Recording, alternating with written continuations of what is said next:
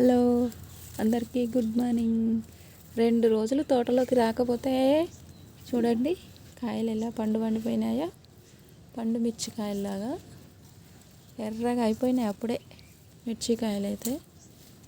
ఈ చెట్టుకు ఒక 2, ఆ చెట్టుకు ఒకటి, అలా అన్ని కాయలు మనకైతే పండిపోయినాయి.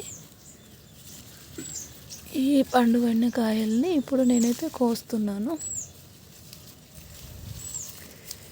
ఇది చూడండి ఎలా పండిపోయిందో. ఒకే రోజు ఇలా కాయగా దూరంగా అయిపోయింది కదా. ఇది ఎరుపు రంగు వచ్చేస్తుంది. ఇది రేపు కూడా రేపులండి అయితే ఇది కూడా పండుతుంది. ఇలా అన్ని కాయలు ఒకేసారి పండుతున్నాయి. ఇది చూడండి మిరపకాయ ఆకు కింద ఎన్ని గుడ్లు ఉన్నాయో. ఈ గుడ్లన్నీ పురుగులుగా మారిపోతాయి. ఇలా ఉన్నాయన్నమాట ఆకుల కింద.